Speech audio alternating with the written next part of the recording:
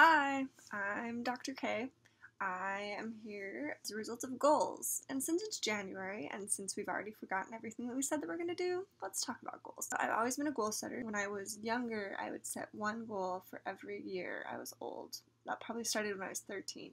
And when I got to be 20, I decided that was a terrible plan because 20 goals is kind of a lot. So then I would group them into categories like emotional, physical, and social, mental. So that was fun for a little bit, but then I kind of stopped making goals at all. When I was a little bit older, like 25-ish, I decided that I kind of liked goals again and I probably needed to rethink about them. And so a few books that were helpful to read was The Happiness Project and The Power of Habit and 7 Habits for Highly Successful People. And so these are books that people always read, but I think that I liked them because they helped me reframe what a goal is and what a habit is, and that they're kind of the same.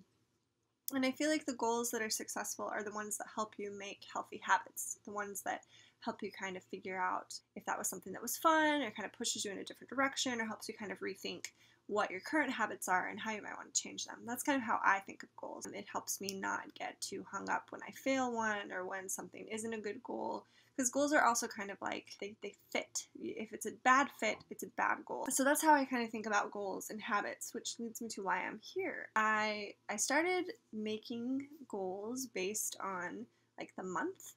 This also was really helpful when I found out about hashtags, because then I could hashtag my month with the theme. And so sometimes I'll do yearly goals as well. And so one of my yearly goals is a collaboration with my good friend Brady to do a series of video blogs, one for a month of every year in 2014. And in these blogs, I'll probably just tell you a little bit about what I thought was interesting that month, current events, probably a little bit of science because I actually have a degree in chemistry. And so it's probably the thing that I'm most qualified to talk about. Maybe some people know exactly what they're going to want to be right away and they know what it looks like and they have a very clear direction and steps that they're going to take to get there. But this wasn't true for me, and I think that most people would say, because of the education that I've gotten, that I am successful. It wasn't ever my intention to get here. This wasn't the initial goal. The initial goal was something completely different, and I think that in pushing my boundaries and figuring out what my new goals were going to be, all of that came together to get me to where I am now. And I think that I still have many interests that I pursue and that I spend time in, and I think that one thing doesn't define me, and I think that's okay. And I think it's okay if one thing does define you, if that's really what makes you happy, but I think that also it's okay to not know, as long as you pick a direction and you kind of stay there for long enough, that's what you have to do. And also sometimes maybe you pick a direction and it doesn't fit, but like you're good at it, and I think that that's okay too. So that's kind of how I think about